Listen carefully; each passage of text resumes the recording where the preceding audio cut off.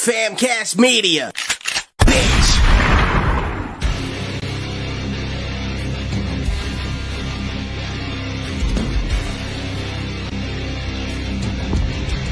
Ladies and gentlemen, boys and girls, persons of all ages, welcome to the most exclusive group in the wrestling community.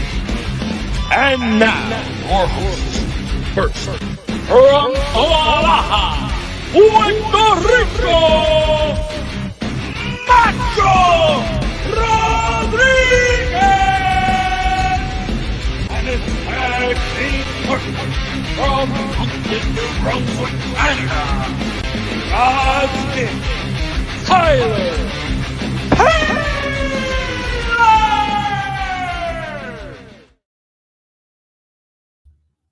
¿Cómo estamos, mi gente? Welcome to another edition of Must Love Wrestling. And excuse the mess in the back, I'm doing a little renovating here, but I just wanted to tell you that this week in professional wrestling was one of the weirdest weeks that I have been a part of. Let's start right away with Becky Lynch winning the World Heavyweight Championship for the women. She's the new Women's World Champion.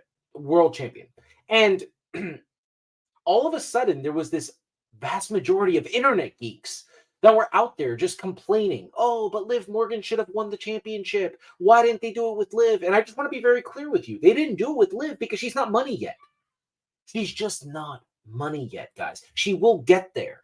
Becky Lynch said in her book that her 26-second victory over Bianca Belair was done on purpose. They wanted to create a bigger star, and that is exactly what I think is happening right now. I believe that we are supposed to be angry. Now, I don't know if Becky Lynch is going heel because I just don't know how you boo someone as talented and as great as Becky Lynch. It's kind of got the Roman Reigns effect. Her and Roman Reigns are one and the same, in my opinion. It's very hard to boo them both. But I think she's only champion to drop the title to Liv. That is my honest opinion. I believe that there isn't a better person for her to drop the strap to. Now, Tiffany Stratton could get drafted to Raw, or Bianca Belair could have been, but she was the first overall pick, which we'll get into. I think that Becky's in a great position to be the world champion. And I know a lot of people have said, but she lost to Rhea 14 days earlier, and it was clean. Why didn't they go with Liv? Well, Liv doesn't really have a character right now. We don't know what's going on. And now with Dom needing Tommy John surgery and him going to be out for the foreseeable future, who knows how physical or how active he can be in the company. So when I look at what's happening with Becky Lynch, I clearly see it as, well, Becky is out here to put someone over. She's doing the same thing she did with the NXT Women's Championship. She went to NXT and help put over massive talent. And just like Liv Morgan, Lyra Valkyria was that favorite of the internet, but she needed that extra something. And what did she need? She needed a feud with Becky. She needed Becky to put her over clean. And that's exactly what she did, guys. So I see the same thing. As I keep saying it, and I'm going to continue, Becky Lynch is absolutely going to put over Liv Morgan. I think that is where we're going, whether Liv turns heel, which I think would be great for her because she's kind of a blah or bland babyface. Now, I personally am not a big fan of Liv Morgan. I've just never been a fan of what or how she's been presented. I'm not a big fan of her finisher. I do like her in-ring work, and it has improved dramatically. But one of the things that I've just never been a fan of is we don't know what her character is. And I stated on the TikTok earlier today, I've watched my 10,000 hours of wrestling. And that's a quote from Patty Reekin over on Working the Marks. But I've watched my 10,000 hours of wrestling. I don't really want to just watch a show for just professional wrestling. I grew up in the pro wrestling era when inside the ring, bell to bell was the most important part of professional wrestling. I grew up with the Malenkos, with the Regals, Tiger Masks, Bryan Danielson, Owen Hart, Bret the Hitman Hart, the Heartbreak Kid, Shawn Michaels, and I can keep going. I can rattle off great in-ring performers. But I want substance. I want stories. I want a reason to tune in. And Liv hasn't provided that for me yet. But I know she will, because the one thing that we know is for certain, Becky knows how to get talent over. So I trust what Becky Lynch is going to do when she cuts her promos. I trust how WWE Creative is going to present Liv from here on out. And I trust, most of all, Triple H, because I feel like Triple H knows what he wants out of the wrestlers, and he knows what he wants out of products. So I need to tell you this. If you're looking for microwave booking, if you're looking for Liv to just win the championship right away, you're not going to get that. Last year, Cody Rhodes could have beaten Roman Reigns at WrestleMania 39, and it would not have meant as much as when he beat him at WrestleMania 40. Triple H is all about long-term storytelling, and whether you like it or not, that's what we're getting. So the people that were angry at what Toni Storm said during her media scrum, when they said, we want substance, we want story, we want to feel, and she said, go to the movies. Well, I'm sorry, but professional wrestling to a lot of us is like General Hospital. It's like Grey's Anatomy. You watch it for the storytelling. AEW just doesn't provide that, and neither does Liv Morgan, but she will. I promise you she will. Now that we've got that out of the way, why don't we talk about Tony Khan's comment on NFL Network? And I am shocked. This is a head scratcher for me. How you take a grand moment to put your company over, to put your talent over, and to take a shot, to take a dig at the other company. Not only that, but to shine the light on them, because what he said was AEW is the Pepsi of the wrestling world. They're battling against the juggernaut, which you and I would know that means that WWE is Coca-Cola. No, that's not how he presented it. He went off the wall and said WWE is the Harvey Weinstein of the professional wrestling business. And that to me was, I mean, holy shit. You can't call an entire company the Harvey Weinstein of professional wrestling. Let me tell you why it doesn't work for you to say something like that. For one, you saw the way the reaction was from the NFL Network staff. They immediately changed the subject and got him out of there. Boom. Okay. They laughed it off, shrugged it off, and they realized that this guy had gone too far. But another reason why is because the internet never loses. So what did you just do? You took a moment that should have been your moment. WWE's not getting interviewed during the NFL draft. No, AEW is. And you're kayfabing. You still have the neck brace on. So instead of rocking with that, talking about the Meltzer driver or the Tony Khan driver as they redubbed it, you decided to take a shot at another company, and what happened? Most people started Googling, why is WWE Harvey Weinstein? What are the similarities? And all you did was get WWE to trend. They just continued to trend, all because you mentioned them on NFL Network. Now, I don't know if Tony has a PR guy or not, but I feel like that should have been something discussed. Like, hey, man, if you mention them, people are going to shut off your interview and they're going to go Google why you said what you said. And they're going to realize Vince McMahon has been ousted. He sold all his shares. He's completely done with WWE. So now you have Triple H who's there, and you have a whole new crew. They've gotten rid of everybody, almost everybody since the Vince McMahon era. And now it's a brand new staff, and they're producing all of this talent, and they're producing all of these on-screen segments. Now you're going to get people hooked into the other product. You already made this mistake a couple of weeks ago when you aired the CM Punk footage, because all you did was had people go back and find out, why did he air that footage? What happened? Why did CM Punk snap out? What is CM Punk doing right now? Oh, he's on Raw. Well, he's super successful. And then all of a sudden, as you're looking that up, you're going to see the interview with The Miz and how he talked about how this CM Punk is different. You're going to see the interview with Triple H, why this CM Punk that works for the company is not the CM Punk that left in 2014. You're going to see the new Sami Zayn interview where Sami talks about, we said what we had to say to each other, but I didn't want there to be a black cloud. And he's a completely different CM Punk. He works with people. He's backstage, even though he's not on television. Everything that has been happening for AEW in the negative, well, it's been their own fault, because nobody's following what people are saying on the internet. We know that for certain because people have been bashing Roman Reigns for 4 years. And yet, live, he is getting the biggest reactions. Solo cut his very first promo with Paul Heyman, and the crowd chanted, "We want Roman." They are letting you know that the internet and live fans in attendance are two different fan bases. They're completely different. And I state this all the time. I talk about it with Liv Morgan. I talk about it with MJF. I talk about it with AEW. Live fans that go to the events, that watch the television shows, they are not the same people that are on the internet chirping.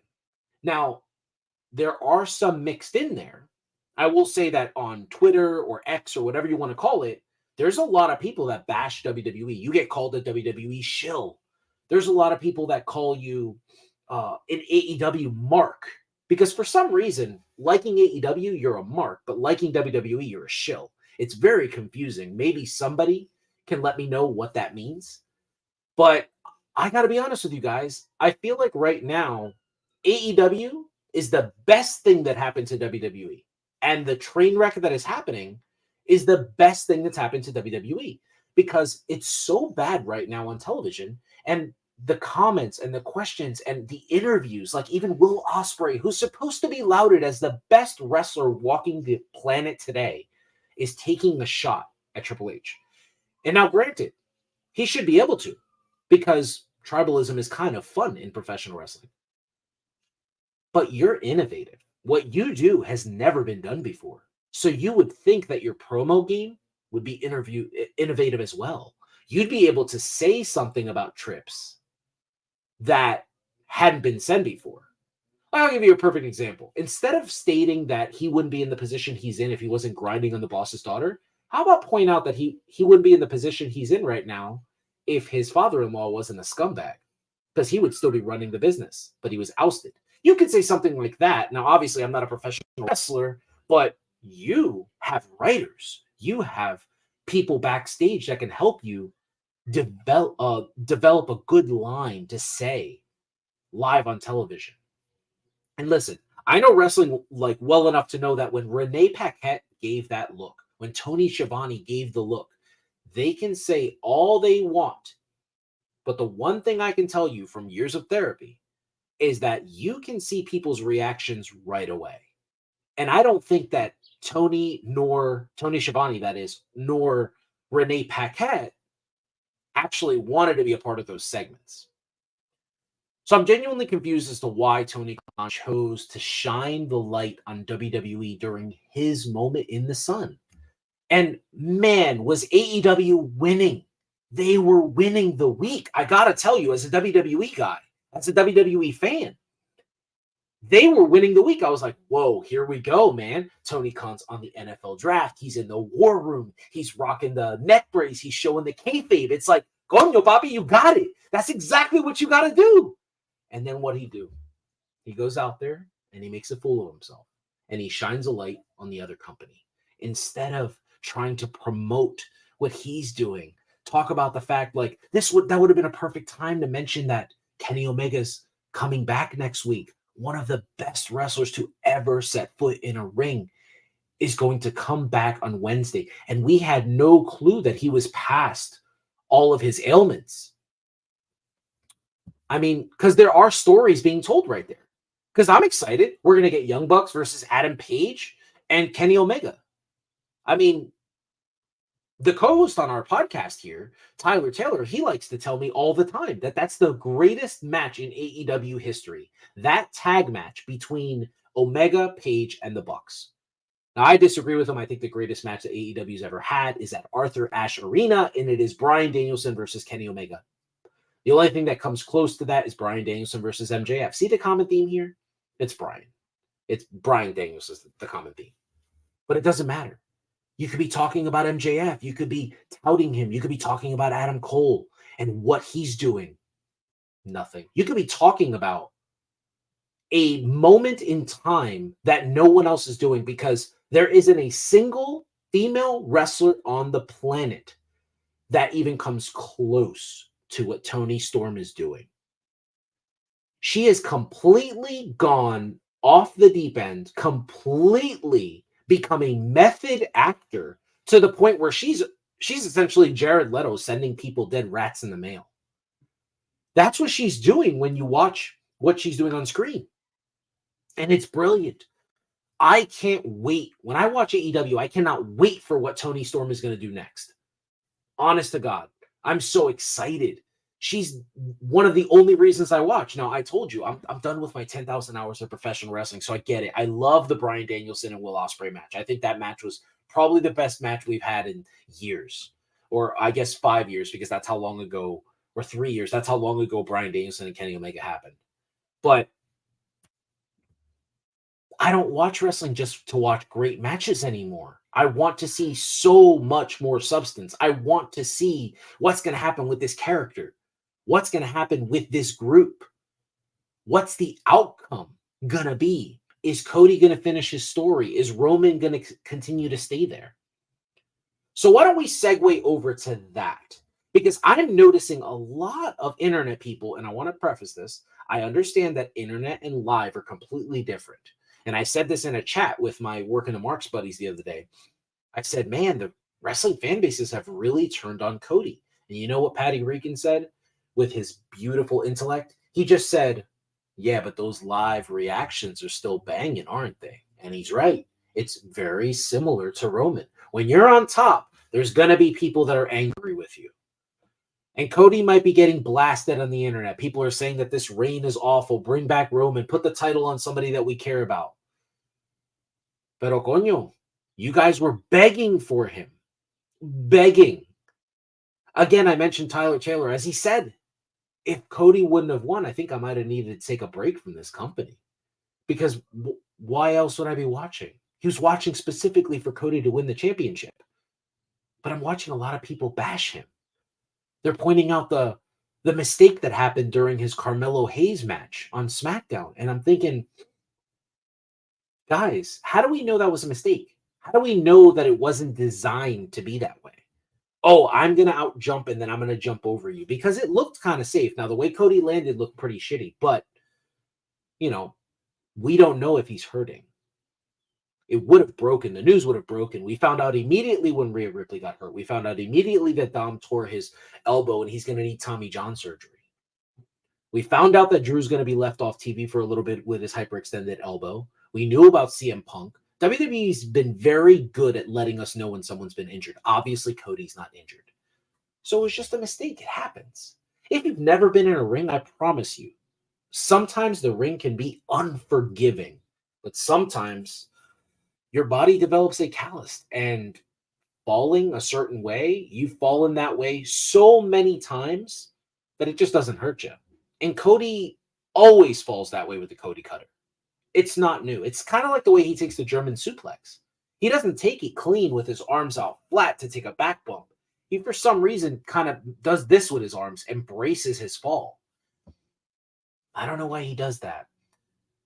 But I want to be clear with you. Just because you're watching Cody not cut the promos that you want right now doesn't mean that he's not going to get there. It's just picking up. AJ Styles and him are going to put on a banger of a match. Cody Rhodes is he's going to make AJ look like this super villain. And I am super excited for AJ Styles and Cody Rhodes, because I know the both of them are going to just tear the house down. Whether you like it or not, whether you want to admit it or not, I look at Cody Rhodes as an indie guy, because he went to the indies and he learned how to work again. And AJ's kind of always been that person. So let's be a little more forgiving with how Cody's run has been. He's only been champ for like 3.5 weeks. We can't expect him to just be as successful as Roman was. The reason Roman worked is because we had that element of Paul Heyman added to the equation immediately. We thought Roman was going to come back and win the championship, and he did, but he had Paul Heyman, which was something he had never had before. And then he got to cut promos without live audiences there. So he got to captivate you. He got to bring you in. Now, speaking of bringing us in, we have to talk about main event Jey Uso, because you see that flag behind me. I'm sure you saw me. I got the Puerto Rican flag on me as well. I am excited that Damian Priest is World Heavyweight Champion, and I want this run to be lengthy. But I got to tell you, man, Jey Uso is so popular right now, globally, that I would not be shocked if this is the one surprise that Triple H gives us. That's one thing we haven't gotten with Triple H is surprises. He's not about that. He doesn't want to do that. He wants to make everything make sense. But if Jey Uso wins the title next week, would anybody be surprised? I wouldn't be. He's an exceptional talent. He's a great promo. His character is bar none. And listen to the ovation. Look at the way the crowd reacts when he does the yeet, the bop. Jey Uso has been one of the shining stars of WWE. And I love how he also took accountability for his match with Jimmy at WrestleMania. Now, he did state that they lost some time, so it kind of messed up their match a little bit, and they were trying to throw stuff in there. But I love that accountability being taken by someone like him because we discussed that. We discussed it here on the show. A lot of people have discussed it, and it's been lauded as the worst match of WrestleMania weekend. Well, he heard us. He responded to us. And I think we're going to get another match with these guys. Now, whether Jimmy betrays him, although he was kicked out of the bloodline, so I doubt that's what's going to happen. Or maybe Judgment Day helps Damian retain the championship. Who knows? CM Punk could get involved. Maybe that's where Drew McIntyre comes back and he screws over Jey Uso because nobody could beat Damian but him because he wants to ruin Damian's moment. He doesn't want anybody else to ruin Damian's moment. And I think that'd be a great story because we're heading to Drew McIntyre's home country, and this could be the actual win that he gets. We saw yesterday's breaking news. The Rock had sent him a sword and tweeted about him and said, "Congratulations on your new WWE deal." Man, good thing Drew McIntyre chose to stick with the grind, that he chose not to go to the company where he'd be working once a week and staying home all week, hanging out. He chose to do the live shows. He chose to go to all over the world and do house shows because he knows that that's the best place for him. Drew is a WWE guy. I'm excited for this. I also wanted to give you one more thing here before we go. How great of a story would this be to further push Sheamus and Drew McIntyre's friendship to the brink? If the Monday after Backlash, let's say Damian retains the championship, right away, Sheamus wins the number one contender for the championship. He beats Drew. What a great story that would be. Just brilliant. Now, I got to tell you, another thing that I would love to see is Drew drafted to SmackDown because Drew and Cody could tear the house down. Speaking of the draft, congratulations to Bianca Belair being the number one overall pick. That, to me, speaks volumes and the faith that they have in her. Bianca Belair is doing another service for the wrestling business once again. She's moved her talents over to the tag division. And between Bianca and Kairi and Asuka, they're going to continue to get Jade ready for when she ultimately goes single. However that happens, we know that she's working with pros, and we've seen this happen. We saw it happen with Dominic Mysterio. He was consistently working with pros, whether it was Edge or it was Damian Priest, Rhea Ripley, Finn Balor, Rey Mysterio Jr. He was always put in a position to succeed. And they're going to do the same thing with Jade Cargill. I'm very excited now that Backlash is starting to take shape. We have AJ Styles versus Cody Rhodes. We have RKO I guess that'd be a good name for them. Kevin Owens and Randy Orton versus the Bloodline. I mean, we haven't seen Randy involved in the Bloodline in a very long time. Honestly, has he been involved? I guess, yeah, when he was with Riddle. So he's back to that area. And Kevin Owens and Randy Orton, they're going to make a great team. And then when they ultimately break up, it's going to be even better. That's exactly what we're going to get. So I'm excited, and I really want people to pay attention for all the people that thought that Will Ospreay was going to come into WWE had he chosen WWE and that he was going to go right to NXT. I'm sorry. Will Ospreay is miles better than Tama Tonga. And I love Tama Tonga. But he debuted on the main roster immediately. I've said this on our show before. You can check the archives. I felt that Will Ospreay could have come in and just like AJ Styles, he could have come in, debuted at the Royal Rumble. He could have debuted at a hot event, whether it's Survivor Series, War Games, or whatever. He could have shocked everybody, and then you put him in a match on Monday Night Raw, just like AJ Styles. Give him that opportunity to be super successful. AJ, very soon after he becomes the number one contender for the World Championship, he jumps into a feud with Chris Jericho right away. Let's put him in there with a WWE guy. Get him up to task on how it works over here, how we let things breathe. We take our time in the ring. Yes, we can move fast like we do with like Ricochet or Dragon Lee, Rey Mysterio.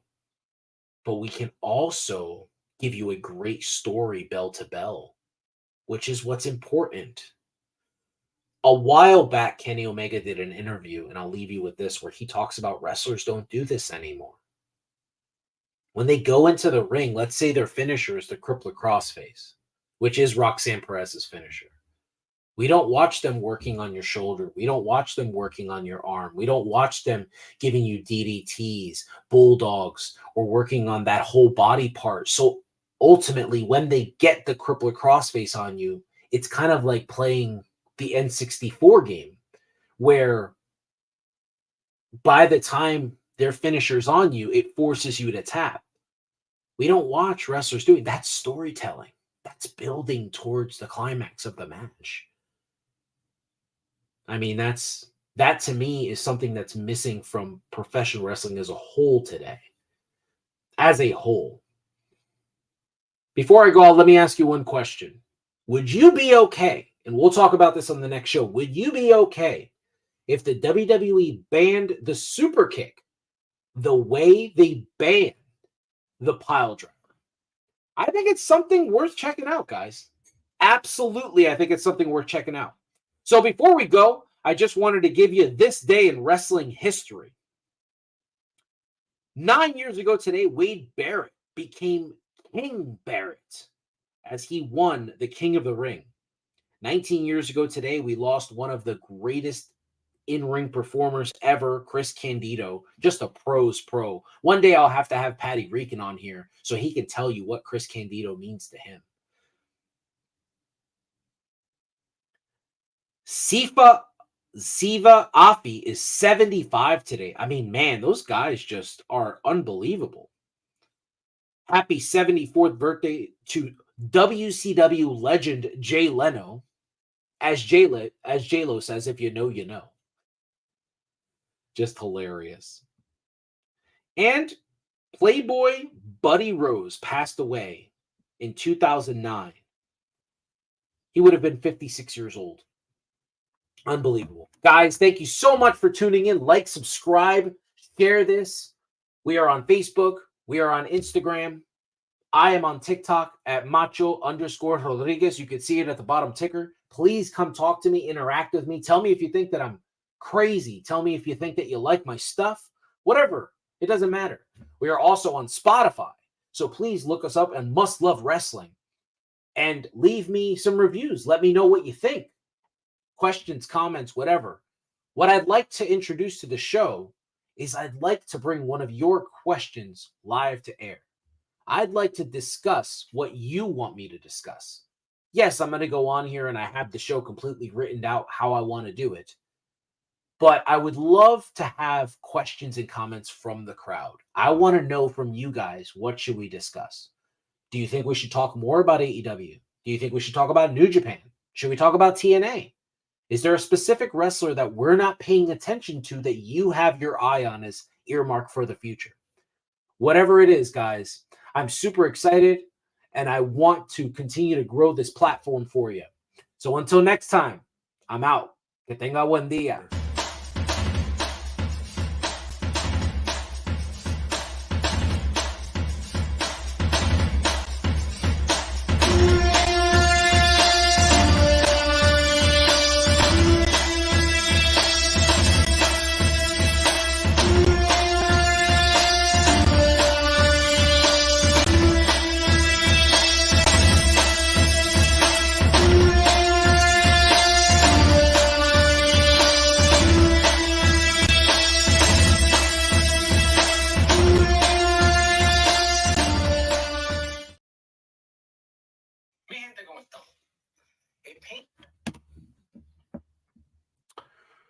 One more thing, and this will be the after credit thing.